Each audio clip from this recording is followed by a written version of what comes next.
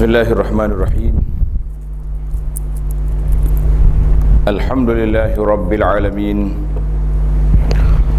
Wassalatu wassalamu ala rasulihil amin, Nabiyyina Muhammadin wa ala alihi wa sahbihi ajma'in. Allahumma allimna ma yanfa'una wa zakkirna ma nasina wa anfa'na bima 'allamtana wa zidna ilma. Wala hawla wala quwwata illa billahil aliyil azim. Wa ba'd. Yang dihormati Fadil Tuan Imam,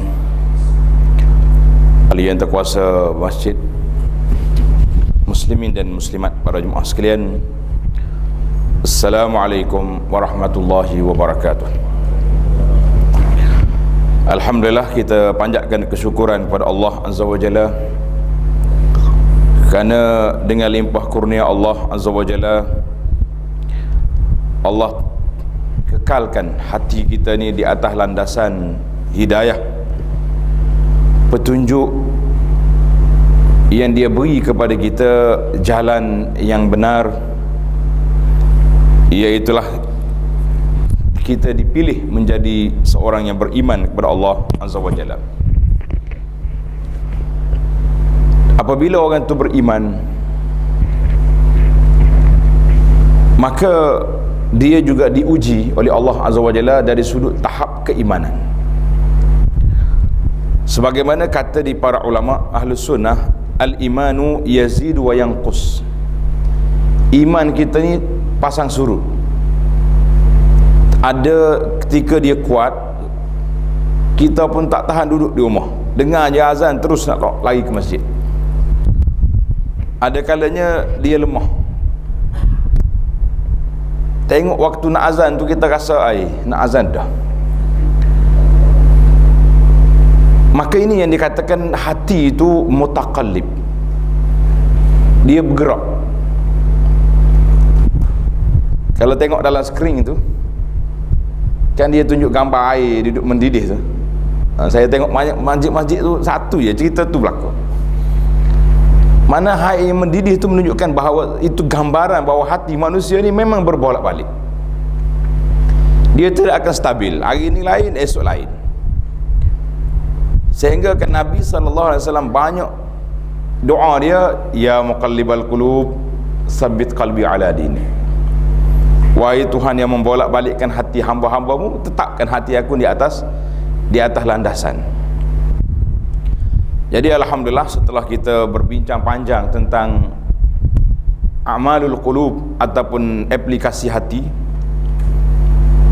maka apa yang dapat kita simpulkan bahawa hati manusia itu terbagi kepada beberapa bahagian, dan hati manusia itulah yang menjadi tempat sebab yang Allah SWT tengok di mana kedudukan hamba itu di sisinya. Kalau kata nak tengok dari sudut pangkat, nak tengok dari sudut kedudukan, maka itu tidak menjadi nilaian. Ada orang yang Masya Allah pangkatnya tinggi untuk dunianya, tapi di sisi Allah Ta'ala tidak ada harga. Ada orang yang dikatakan tidak dikenali dalam dunia, tapi dia dikenali di sisi Allah Azza wa Jalla.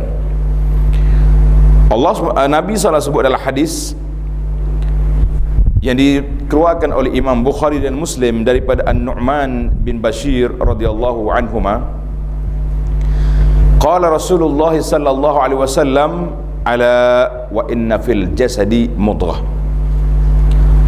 Ingatlah, hati-hatilah kamu bahawa dalam diri manusia itu ada seketul daging. Iza saluhat saluhal jasadu kullu. Bila baik dia ni, maka baiklah hak lain-lain. Kalau rusak dia, rusaklah yang lain-lain itu. Apa dia? Nabi kata, ala wahyal qalbu, iaitulah hati nurani manusia. Waktu berbincang tentang hati, kalau para jemaah tengok dalam kitab penawar bagi hati, Syekh Abdul Qadir Mandili, dia tak terjemah hati, dia terjemah jantung. Qalb dia terjemah dengan jantung. Kalau hati bahasa Arab kata al-kabid, al-kabid, tapi qalb mana jantung yang duduk pam darah tu dia panggil qalb. Tapi adakah itu yang dimaksudkan oleh Nabi sallallahu alaihi wasallam, ala wahyal qalbu? Jawabnya tidak. Kalau jantung tu di zaman kita hari ni, Masya Allah tabarakallah, orang boleh pergi tukar. Nak cari spare part kat mana? Katanya yang paling murah di mana? Adalah negara-negara tertentu. Kita malah nak sebut negara orang tak? Tapi boleh tukar maksudnya. Tapi kita nak tukar hati manusia, senang ke payah? Subhanallah. Ada orang, Abu Bakar As-Siddiq radhiyallahu anhu, dia dengar je dakwah Nabi, terus beriman. Sehingga dia dikatakan orang yang pertama beriman dengan Nabi sallallahu alaihi wasallam. Sayyidah Khadijah orang yang pertama. Sayyidina Ali dari kuduk kanak-kanaknya orang yang pertama. Tapi pak saudara Nabi lain, Abu Lahab kita kata logik juga, dia duk lawan Nabi. Abu Talib jaga Nabi sallallahu alaihi wasallam tapi tidak mendapat hidayah.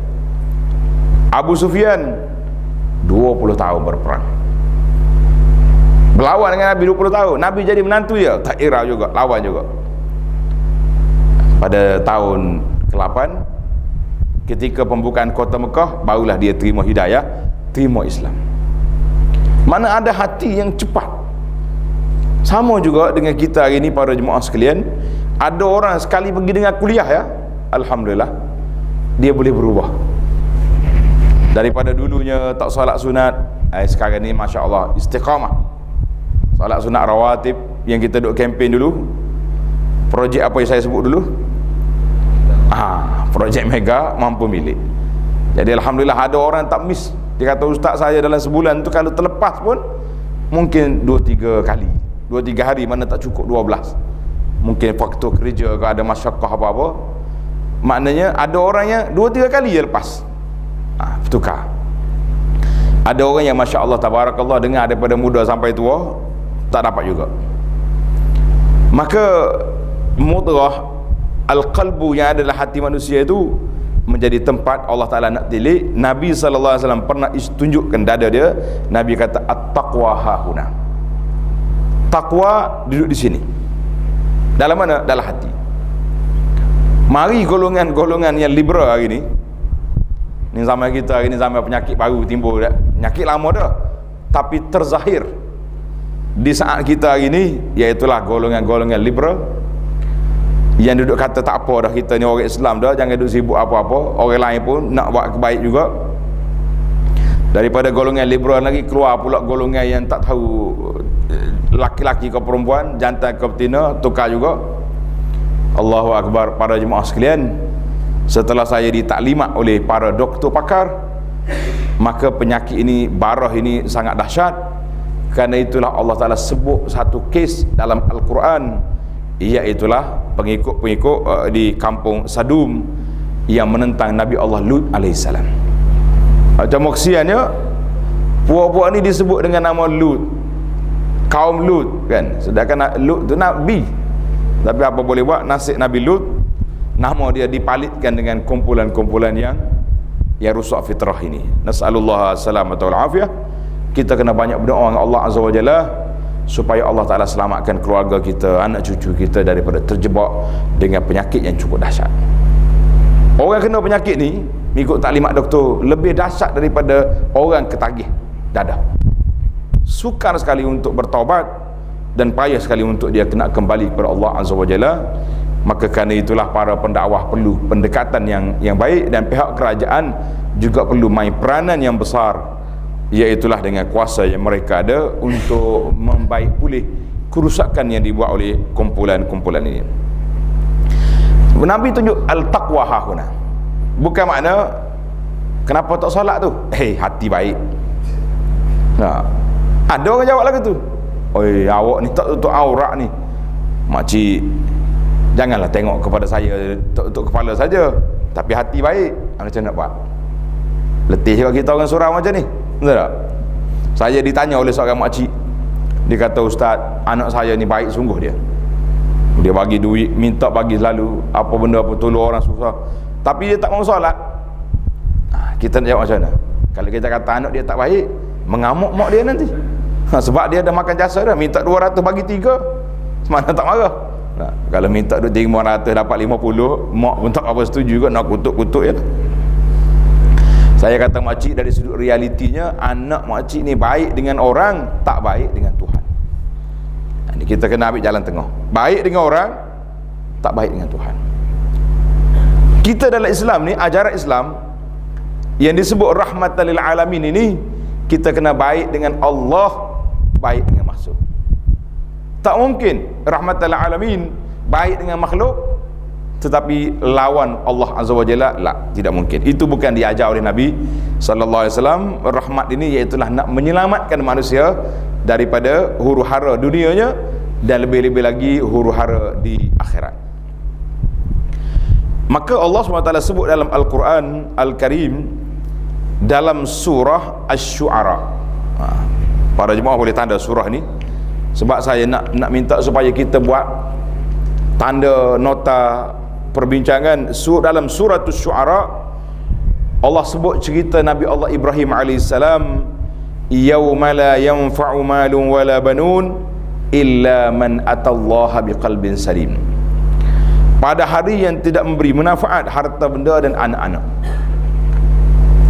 Kadang-kadang bila baca ayat ni, ada juga orang tanya, dia kata, ustaz, macam kontra je ayat ni dengan hadis Nabi SAW, bila mati seorang anak Adam, terputus amalannya kecuali berapa? 3 perkara. Yang pertama, ya, anak soleh. Baik. Yang kedua, ilmu yang bermanfaat. Yang ketiga, sedekah jariah. Kalau tengok kepada hadis ni, maknanya ada manfaat.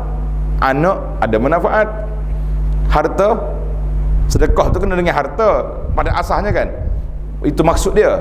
Walaupun definisi sedekah tu luas, kita boleh sedekah dengan senyum pun sedekah dah.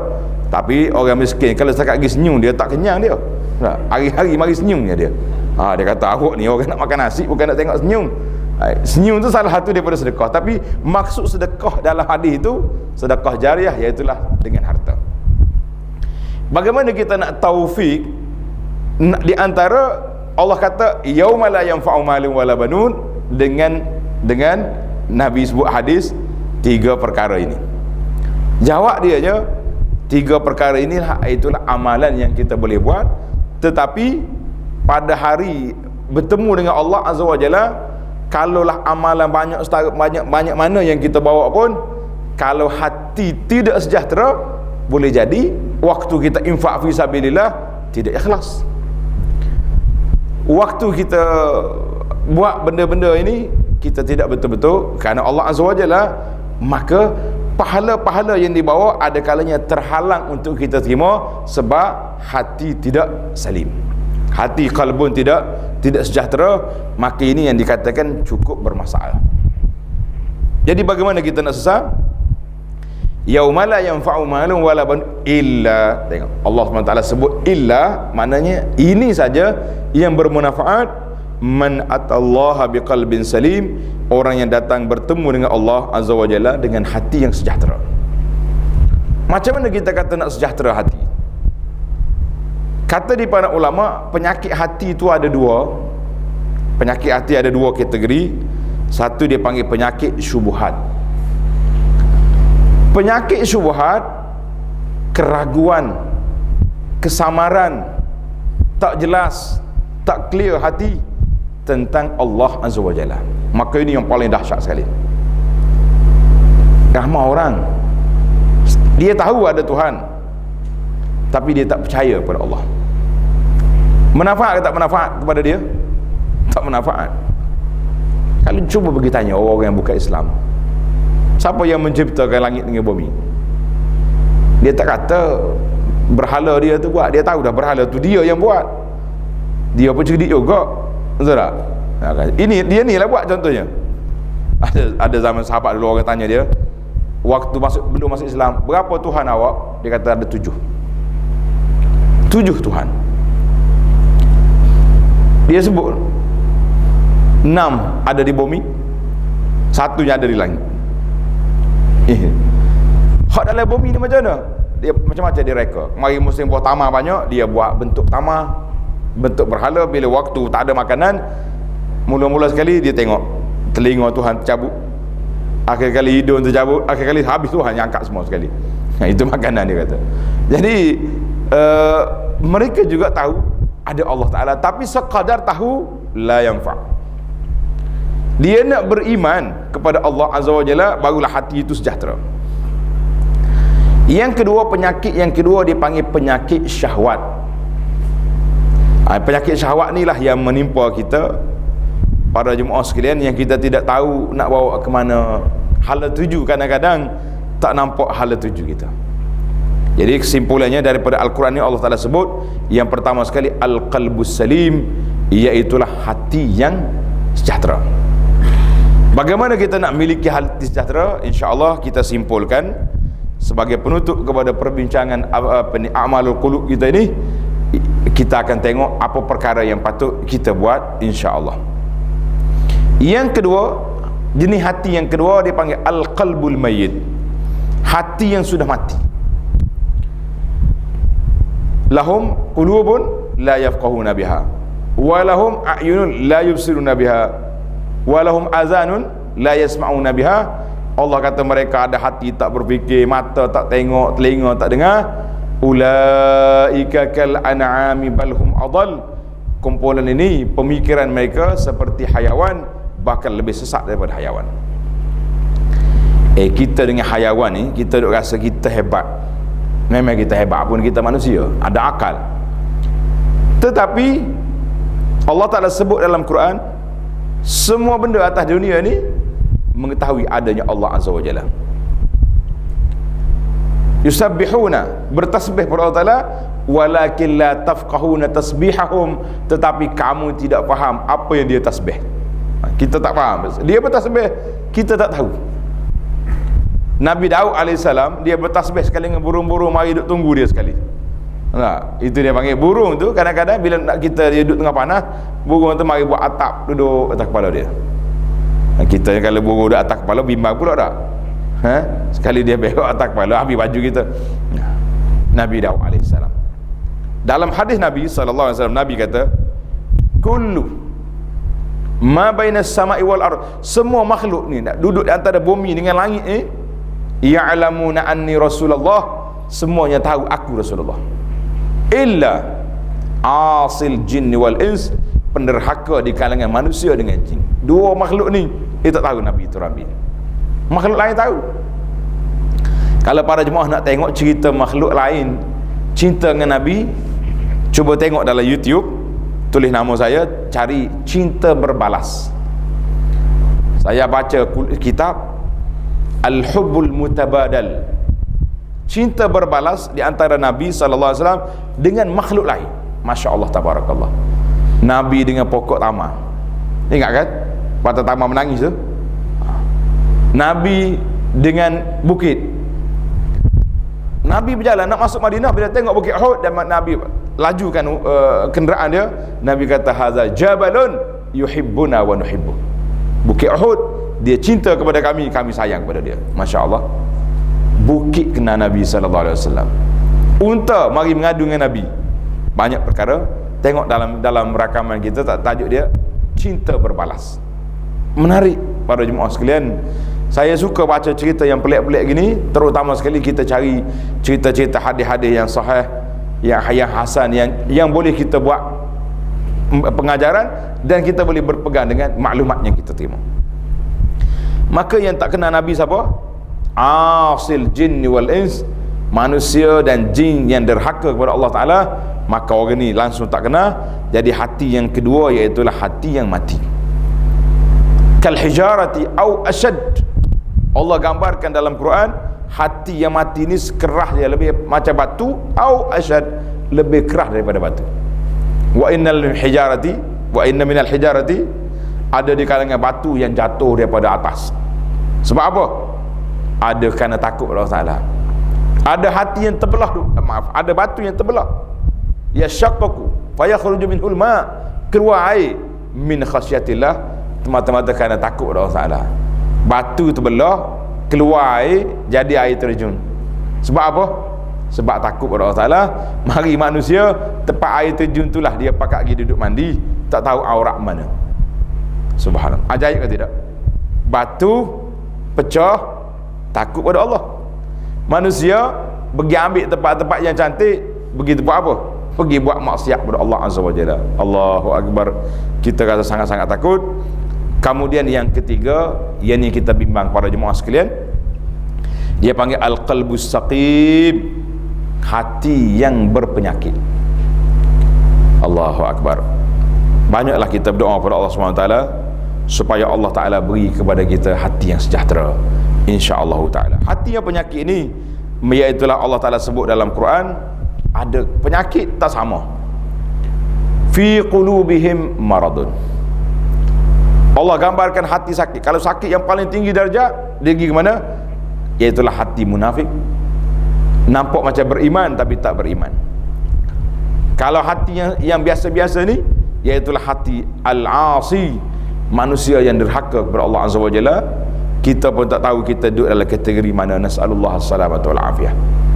Kerana itulah para jemaah sekalian, di antara hammi yang saya banyak berfikir, banyak duduk teliti tengok, kita banyak keluarkan kuliah-kuliah tazkirah-tazkirah kepada a'malul qulub, pada masalah nak islah al-qulub, nak baikkan hati kita.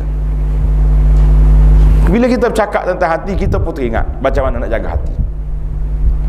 Para jemaah, bila kita dengar tentang perbincangan tentang hati, kita pun rasa kita boleh buat semakkan muhasabah kepada hati kita. Jadi yang ketiga ini, hati yang dikatakan as-saqim, maka penyakit itu macam-macam. Tengok tahap kategori. Dalam hadis Huzaifah radhiyallahu anhu, Huzaifah kata apa? Tu'radul fitan 'alal qulubi ka'ardil hasiri 'udan. Fitnah, ujian Allah Ta'ala nak uji manusia ini, diletak atas hati manusia tu seperti pembentangan tikar. Tikar kita tu, dia buatkan satu selah kan? Buat dengan apa tu? Bukan kapet ni, hanya tikar mengkuang. Kan dia letak selah-selah, tengok. Maka hati manusia demikian juga dibentai atas hati manusia. Apabila dibentanya udan, mana-mana hati yang menerima kebaikan, maka dia cerah. Bayda, mana-mana hati yang menerima maksiat, kejahatan, maka dia akan jadi hitam, gelap.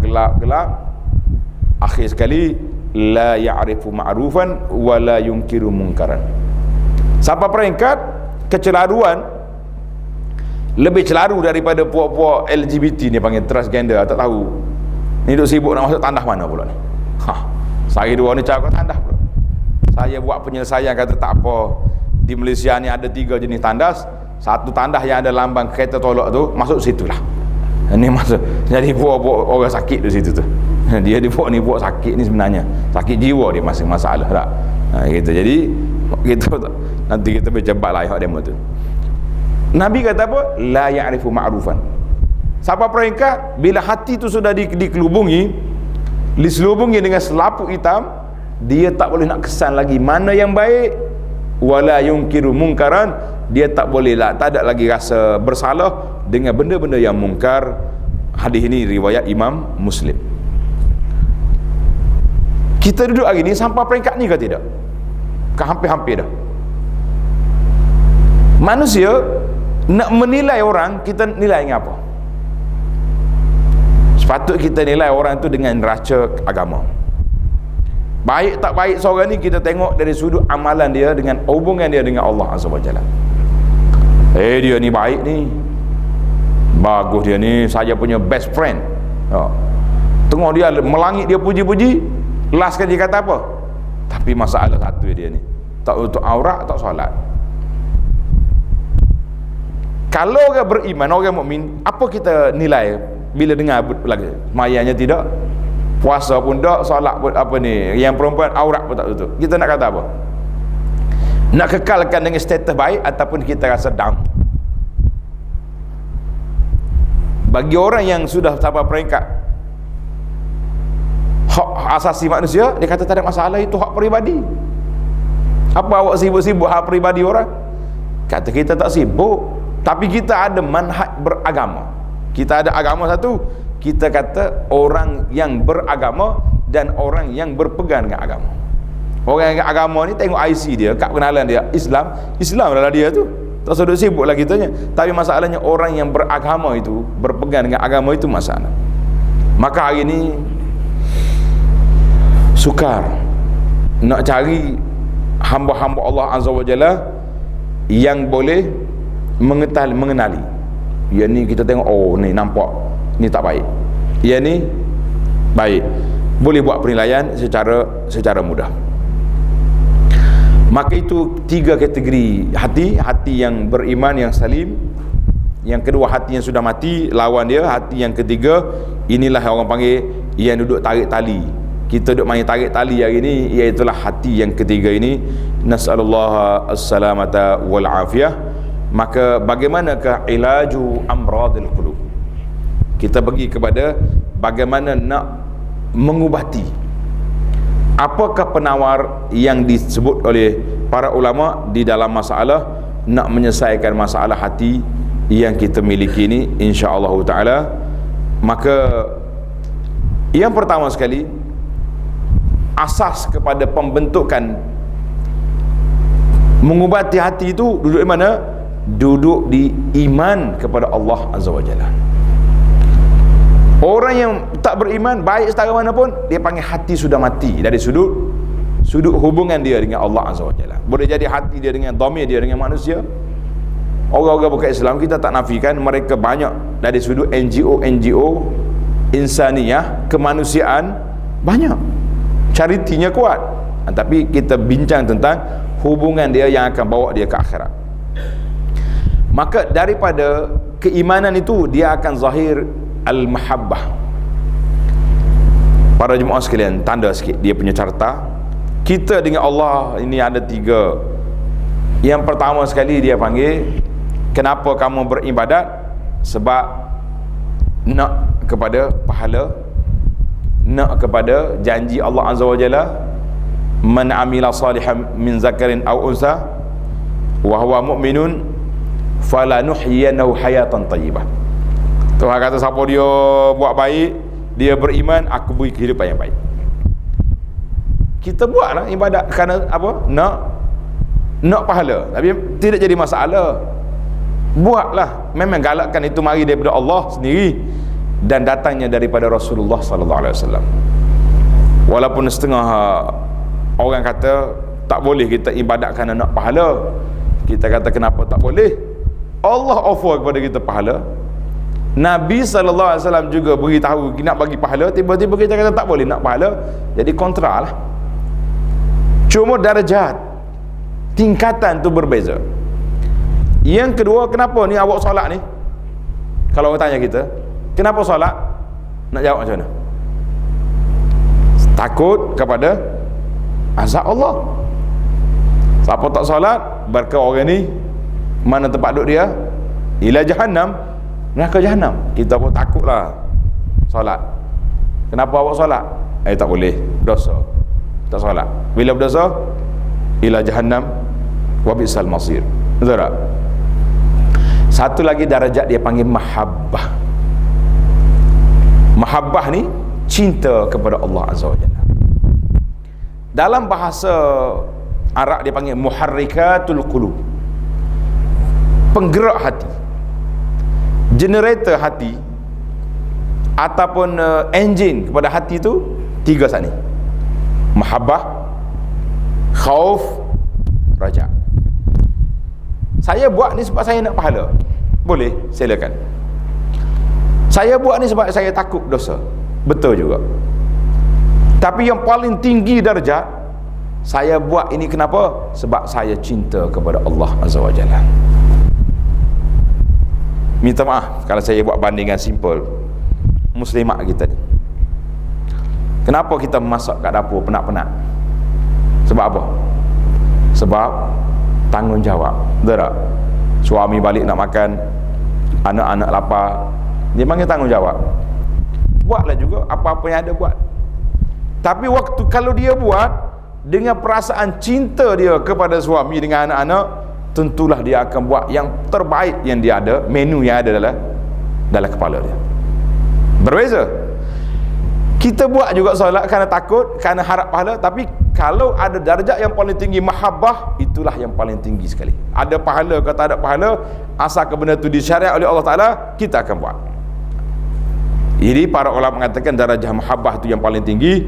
Apabila kita beriman kepada Allah dan kita diikuti dengan rasa kamalul mahabbah, maka pada waktu itu kita akan lakukan semua yang kita mampu untuk menyatakan cinta kepada Allah. Walladzina amanu asyaddu hubban lillah.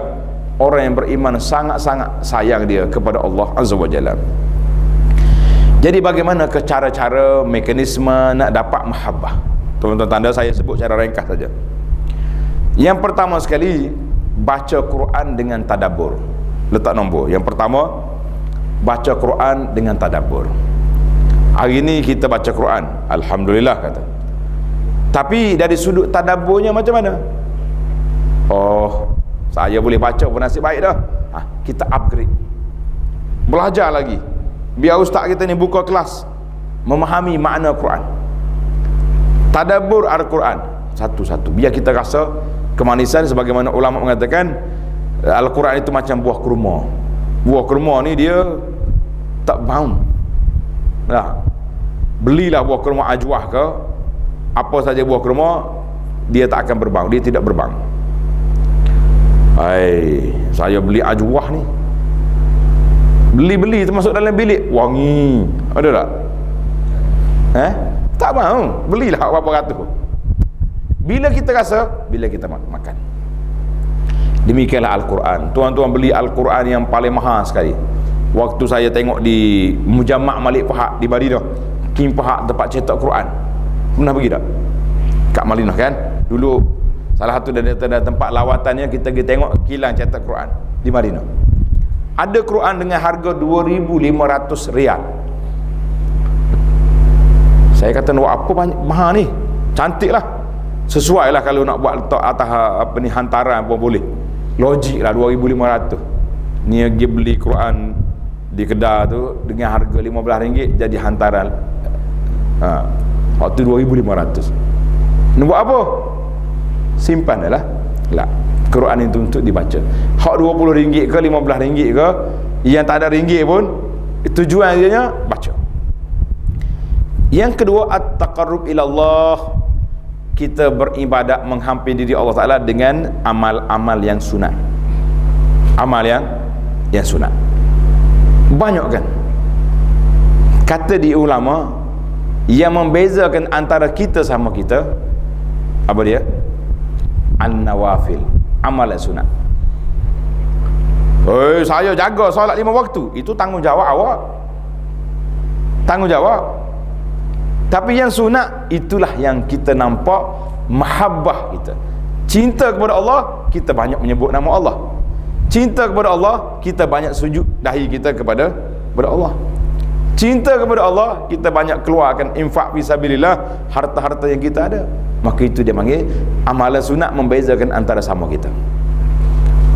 Kita mari masjid sama-sama, tapi ada orangnya Masya Allah tabarakallah, masuk masjid solat sunat, sudah semayang solat sunat kan, waktu ada solat. Ada orang itu Masya Allah mari masjid juga, tapi buat daripada awal mari sampai ke balik. Nak kata apa? Tak ada beza. Yang ketiga, dawamu zikrillah. Sentiasa berzikir pada Allah Azza wa Jalla, jangan duduk habiskan masa dengan benda-benda lain. Yang keempat, lebihkan, utamakan cinta kepada Allah Ta'ala daripada cinta kepada hawa nafsu. Hawa nafsu nak benda ni, tapi kalau terlibat dengan, bertembur dengan syariat Allah Ta'ala, kita ketepikan nafsu. Awak tepi, bagi laluan. Nah, berapa dah kita? 4 dah. Dawa 5 dah. Tak ada Quran, solat sunat, sentiasa zikir, melebihkan cinta Allah Ta'ala daripada hawa nafsu. Yang kelimanya, kita sentiasa meneliti, mempelajari nama-nama Allah Ta'ala dan sifat-sifat Allah. Sekarang ini kita tak belajar nama Allah, kita dengar ya. Nah, masuk dalam kereta kak, letak CD, huwallahul ladzi la ilaha illahu, angguk-angguk kepala kita, tapi tak tahu makna apa. Beli buku-buku tentang Asmaul Husna, baca nama-nama Allah Ta'ala satu-satu, kita akan kenal Allah melalui nama-nama dia, melalui sifat-sifat dia, dan melalui makhluk-makhluk dia. Allah Ta'ala tidak boleh dikenali dengan zat dia. Tafakkaru fi khalqillah, kita kena fikir tentang makhluk Allah, jangan fikir tentang zat Allah Ta'ala. Itu di luar kuasa, di luar daripada kemampuan manusia untuk nak fikir zat Allah, tak mungkin mereka boleh buat. Yang keseterusnya musyahadah ma'rifah, kita kena musyahadah, mengetahui Allah, mengenali Allah Azza wa Jalla. Dengan cara mana? Dengan cara hati kita sentiasa berfikir, dan kita tundukkan hati kita kepada Allah Azza wa Jalla. Jadi kita tahu bagaimana nak betulkan hati kita. Yang pertama sekali, beriman kepada Allah Ta'ala dengan mencintainya. Alat-alat cinta kita sebut tadi dalam 6, 7, 8 tadi. Kemudian kita turun kepada yang kedua, nak betulkan hati kita ni, iaitulah betulkan niat kita ikhlas pada Allah Azza wa Jalla. Al-ikhlas, kita cubalah, tak perlu tulis-tulis. Hari ni kalau kita nak bagi apa-apa ke orang, tulis belakang dengan tulus ikhlas. Perlu kau tulis? Kalau tak tulis tak jadi. Kena tulis ustaz. Sambil-sambil tulis ikhlas pun, tengok kategori juga nak bagi ke orang tu pun. Setengah orang ni Masya Allah bukan sangat tulis ikhlas, habis benda dia. Kalau bagi masjid, ekor tulis nama dia, kipas tulis nama dia, itu tanda keikhlasan yang baik dah. Nabi suruh sembunyikan, kita sangkut semua tempat. Ada setengah masjid saya pergi, semua ada nama di ekor, ada nama, kipas gergasi tu nama besar. Saya kata, kalau saya lah jadi AJK masjid, saya beri syarat, kita terima pemberian tapi tanpa mempamerkan nama-nama, sebab itulah keikhlasan. Tapi berbezalah persepsi ikhlas tu, berbeza tak. Ada orang ni kalau ikhlas tu kena tulis nama baru jadi ikhlas, kalau tak tulis nama, tak tulis dengan tulus ikhlas, tak jadi. Kita kata biarlah masing-masing. Yang ketiga, husnu al-mutaba'ah, elok cara amalan kita ni mengikut apa yang dibuat oleh Nabi sallallahu alaihi wasallam. Ini sangat mustahab. Tak usah carilah amalan-amalan ini hebat setara mana, kalau tidak bertepatan dengan hak Nabi ajar, maka dia tak jadi. Sehingga kan ulama buat dua syarat. Syarat qabulul al-amal, syarat Allah Ta'ala nak terima amalan ni, dua perkara.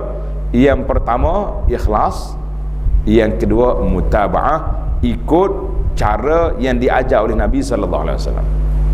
Oh, saya ikhlas betul-betul buat ni. Lepas tu solat subuh tadi 3 rakaat, sah ke tak sah? Tak sah sebab tidak ikut Nabi. Saya solat subuh 2 rakaat tapi tidak ikhlas nak tunjuk orang, tak sah. Dua tu adik-beradik kembar, bukan kembar biasa, dia panggil kembar siam. Hok takut sekali dua tu. Jadi al-mutaba'ah, ikut Nabi sallallahu alaihi wasallam ni sangat penting. Allah Ta'ala sebut dalam Quran surah Ali Imran, qul in kuntum tuhibbunallah fattabi'uni. Kalau kamu benar-benar sayang kepada Allah Ta'ala, ikut aku, ikut Nabi kita sallallahu alaihi wasallam. Ini surah Ali Imran ayat 31, dan juga surah Al-Hashr ayat 7, wa ma atakumur rasulu fakhudhu wa ma nahakum anhu fantahu. Ini di antara tanda ayat-ayat yang menjadi dalil kepada mana? Dalil kepada hujjatus sunnah. Hujahnya sunnah Nabi sallallahu alaihi wasallam. Jangan duk kata hari ni orang kata sunnah ni boleh pakai tak boleh pakai. Kita kata wajib kena ikut, wajib kena beramal dengan dia. Maka kemudian kita pergi kepada perkara yang seterusnya, macam mana kita nak mendapat hati kita ni supaya sentiasa baik, sentiasa duduk dalam landasan yang benar. Tanda lagi di antaranya iaitulah tadi saya dah sebut awal-awal tadi secara ringkas, dawam zikrillah. Kita boleh buat satu kesimpulan, hendaklah sentiasa zikir pada Allah Ta'ala. Dalam hadis kata, dalam Quran Allah Ta'ala sebut dalam Quran suratul Hashr ayat 16, alam ya'ni lil ladzina amanu an takhsha'a qulubuhum li dzikrillahi wa ma nazala minal haqq. Alam ya'ni lil ladzina. Apakah tidak ada bagi orang yang beriman itu an takhsha'a qulubuhum li dzikrillah, hati mereka itu tidak khusyuk untuk menyebut nama Allah Azza wa Jalla, maka biarlah kita zikir sampai kita khusyuk. Mana selagi kita tak itu, kita banyakkan zikir subhanallah, alhamdulillah, Allah akbar. Hari ni pula orang nak khusyuk, ada yang kita tengok zikir pelik-pelik dalam video ni, zikir melompat, menari.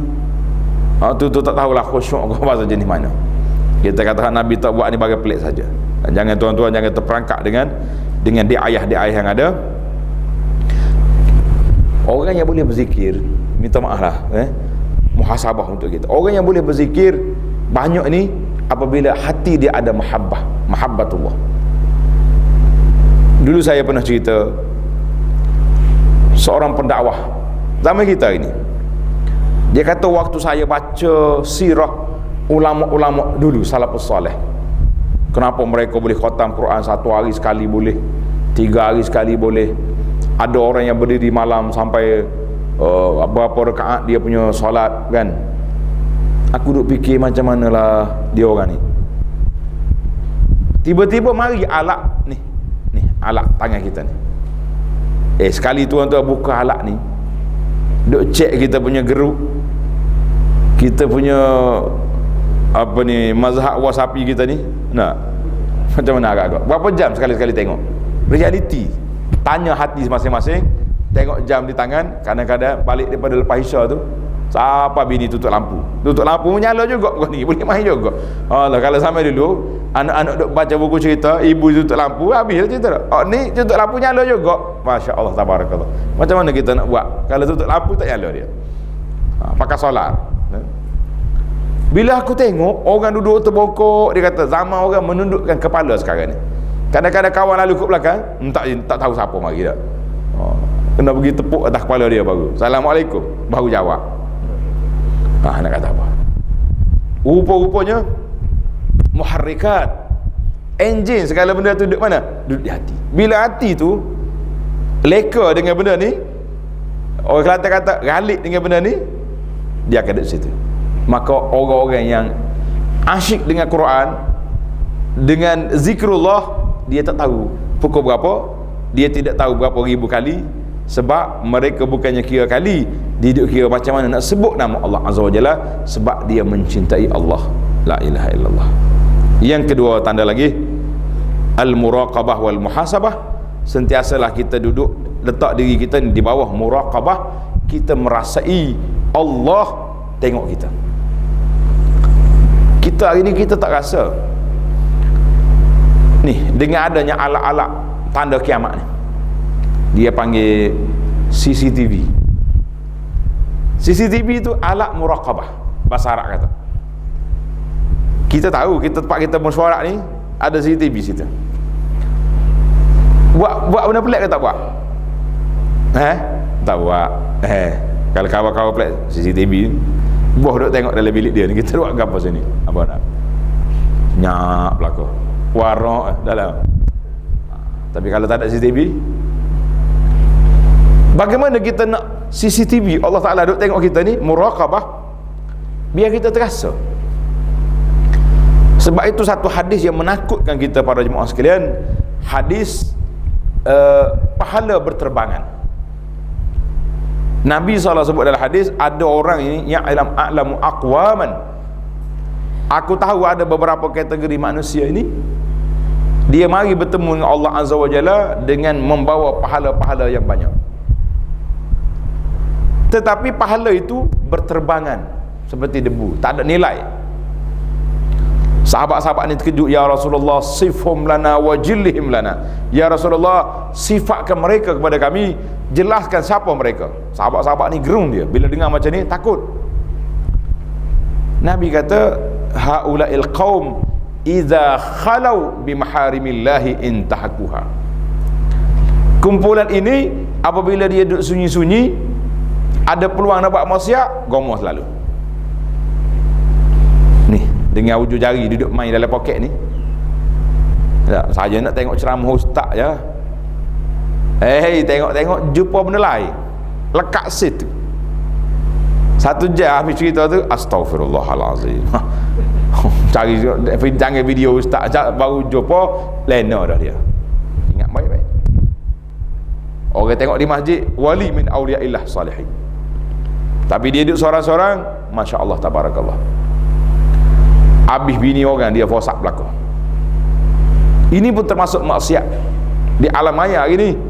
Apa yang disebut oleh Nabi, iza khalau bi maharimillah intahakuha, bila mereka duduk diam-diam, mereka akan mencabut larangan-larangan Allah Azza wa Jalla. Maka hadis ini sangat menakutkan kita pada jemaah. Jadi kita nak, dia panggil al-muraqabah. Yang seterusnya muhasabah, iaitulah kita sentiasa muhasabah diri kita supaya kita tidak terjebak dengan perkara-perkara mungkar dan maksiat. Itu dia panggil al-muhasabah. Muhasabah ni kak, jangan tidur malam-malam kecuali kita semak balik apa yang kita buat. Tengok daripada pagi tadi sampai malam ni, mana banyak dosa dengan pahala. Alhamdulillah, daripada subuh, kuliah subuh, balik rumah tak ada apa-apa lagi. Pergi pejabat pun luar kerja, sibuk. Pukul 1 baru mula tercalar hidup kita. Bila kawan-kawan keluar, ajak keluar makan, habis orang kita hentam belakang. Ya boy, tengok muhasabah. Esok kalau ada kawan ni pula ajak, nak pergi lagi ke tak? Tak pergi dah. Dengan grup ni memang tak boleh masuk lagi, sebab dia duk kira mengumpat orang ya. Jangan pergi. Kita cek pula grup mana orang boleh masuk. Ni sambil-sambil duduk makan petang sekirah lagi, boleh pergi. Itu dia panggil al-muhasabah. Kita sendiri yang buat penilaian kepada diri kita, jangan duduk mudah-mudah. Yang terakhir sekali, iaitulah wasailul ukhra, alat-alat lain ataupun cara-cara lain lagi untuk kita sentiasa duduk nak betul hati kita ni, iaitulah kita banyak menambahkan ilmu, belajar ilmu, terutama sekali ilmu tentang halal haram di dalam muamalat kita. Muamalat ni ada banyak jenis tuan-tuan. Muamalat kita dengan Allah, muamalat kita sama-sama kita manusia, dan muamalat kita dengan benda-benda.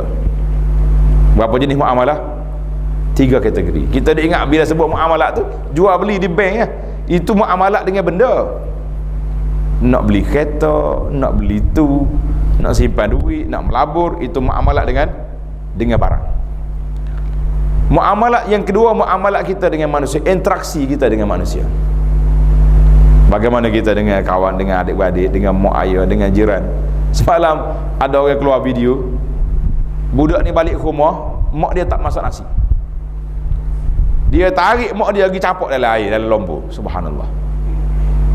Anak dengan mak boleh buat. Hak suami hentak meja, pecah gelas dapur, itu biasa, itu tak? Balik-balik bini tak siap lagi masak. Mu tahu dah ke aku nak makan pukul 2. Allah, isteri kata 5 minit je lagi, pecah pinggan dapur. Nak kata apa? Muamalat, interaksi kita dengan manusia kadang-kadang lost, kadang-kadang rusak. Muamalat yang paling tinggi darjat yang kita lah, bagaimana kita berinteraksi dengan Rabbus samawati wal ardi, dengan Allah Azza wa Jalla. Maka para jemaah sekalian, kita akhir kesimpulan daripada perbincangan kita kepada a'malul qulub ini, iaitulah kita kena banyak berinteraksi, memperbetulkan hati kita, zikir, dan banyak juga dengan solat-solat sunat, solat qiyamul lail, solat duha, dan lain-lain solat yang kita buat. Dan juga kita kena banyak berdoa kepada Allah Azza wa Jalla. Allah Ta'ala saja yang boleh menyelesaikan hati kita, yang boleh memperbetulkan channel kehidupan kita ini, insya-Allah. Semoga Allah Ta'ala, semoga kita dapat bertemu Allah Ta'ala bi qalbin salim, dengan hati yang sejahtera. Dulu saya dah ajar doa Nabi Ibrahim AS bila dia doa, wala tukhzini yauma yub'atsun. Ini sebelum daripada ayat tadi, wala tukhzini yauma yub'atsun, ya Allah janganlah engkau hina aku pada hari dibangkitkan. Baca ayat ni menangis para ulama. Bila yauma la yanfa'u malun, baru lagi yauma la yanfa'u malun wala banun illa man atallaha biqalbin salim. Mudah-mudahan Allah Ta'ala beri kepada kita taufik hidayah, kita dapat bertemu Allah dengan hati yang sejahtera, insya-Allah Ta'ala. Subhanakallahumma wa bihamdika asyhadu an la ilaha illa anta astaghfiruka wa atubu ilaik. Wa sallallahu ala nabiyyina Muhammadin wa ala alihi wa sahbihi ajma'in walhamdulillahi rabbil alamin.